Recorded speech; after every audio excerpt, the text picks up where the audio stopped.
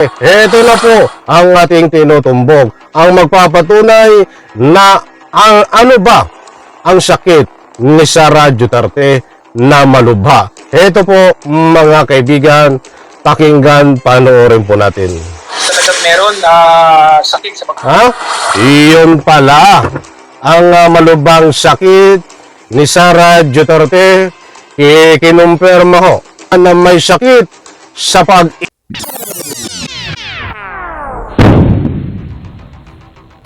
Alright, welcome back to my YouTube channel. I'm Andy's Vlog. Nako, Sara Duterte may natuklasan na malubhang sakit. Nako po, ay hindi naman po lingid sa inyong kaalaman na itong si Sara Duterte ay napakarami ang nagbibigay ho ng mga public opinion tungkol dito sa tunay na kalagayan ng kanyang kaisipan.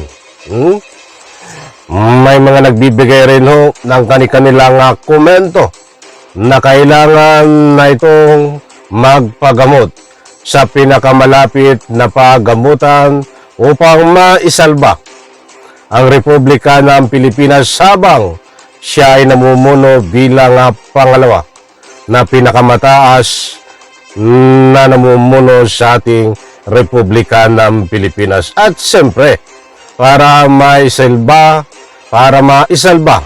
ang tunay na kalagayan ng kanyang pag-iisip. Ba't sa puntong ito, mga kaibigan, ay natuklasan na mayroong malubhang sakit itong si Sara Duterte. Mga kaibigan, huwag niyo pong kaligtaan na panoorin, tapusin ang vlog na ito. At nang sa ganon, lubos po nating maunawan. Ito po ang sagot sa mga nagtatanong kung bakit si Sara Duterte ay ganito ang galawan. Ang huling galawan niya nga ay hindi siya nagpakita sa NBI. At ano ang dahilan? Ano ang natuklasan kay Sara Duterte na malubhang sakit at sakit ni Sara Duterte? Ito po, hindi po tayo nagpapakalat ng anumang fake news. Mas mabuti ho ay ibahagi ko po sa inyo itong napakainit na usapin, napakainit na nagsasabi na itong si Sara Duterte ay may sakit na malubha. Heto po, nako po, shout out po sa lahat. Mapagpalang araw po. Heto. Umalag din ang mga kongresista sa palusot ni Vice President Sara Duterte kung bakit hindi siya nakasipot sa sabina ng NBI kanina. Ayon sa bise, huli na niyang nalaman na suspendito pala ang hearing ng Kamara kaugnay sa confidential funds. Ayan, usapang palusot muna tayo dahil dito sa bandang gitna na ibabahagi ko po sa inyo ay dito po natin mapapanood, maririnig kung ano ang malubhang sakit nitong si Sara Duterte according, hindi po sa akin galing, mga kaibigan.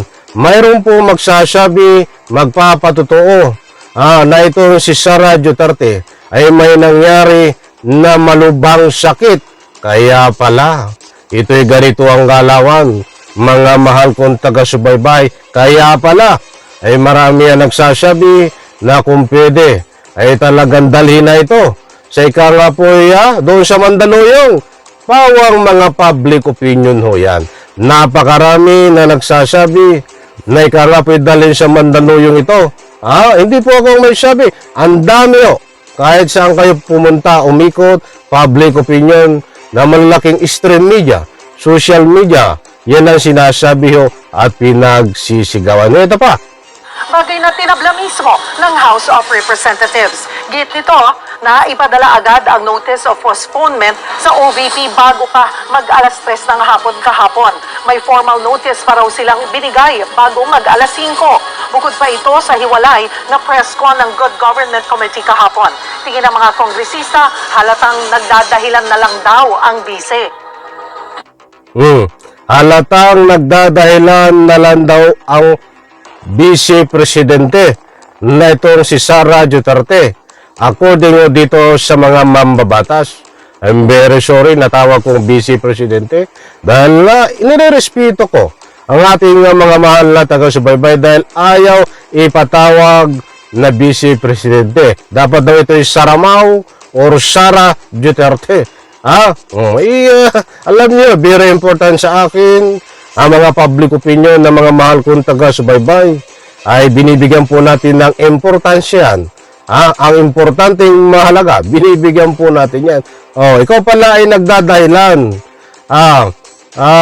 Sara Duterte. Ito na po ang ating tinutumbog. Ang magpapatunay na ano ba ang sakit ni Sara Duterte na malubha. Ito po mga kaibigan, pakinggan, panoorin po natin. Talagang meron sakit sa pagtiwas, no, ang ating Vice Presidente dahil lahat ng mga issue ay kanyang iniiwasan. Ay, yun naman pala mga kaibigan. Iyon pala ang malubhang sakit ni Sara Duterte. Kinumpirma ho ng mga congressman na may sakit sa pag-iwas, mga kaibigan. Nako, ito, uulitin ko po ang sakit na yun. At para naman sa patas na ito. Tingin ng mga kongresista, halatang nagdadahilan na lang daw ang bise. Talagang meron sakit sa pagtiwas, no, ang ating Vice Presidente dahil lahat ng mga issue ay kanyang iniiwasan. Ayun, maliwanag po, inulit ko. Pasensya na para lubos po nating maintindihan. Sakit sa pag-iwas ang Vice Presidente. Itong si Sara Duterte. Hindi naman po marami na nakakaalam nito eh. Kaya pala yan ang dahilan.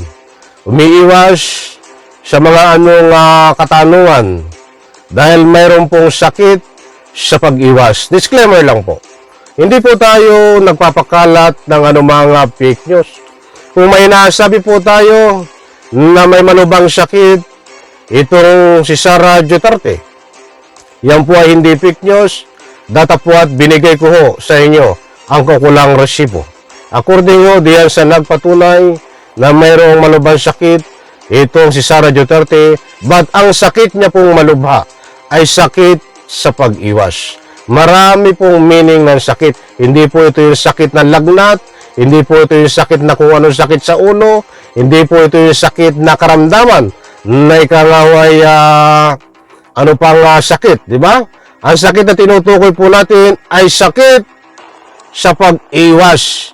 Kaya karamihan ang nangyayari dito kay Sara Duterte ay umiiwas sa mga investigasyon at ito nga ang huli na iniwasan niya itong investigasyon diyan sa NBI ay kinumpirma nitong mga ilang mambabatas na ang dahilan ng sakit ni Sara Duterte ay ang sakit sa pag-iwas.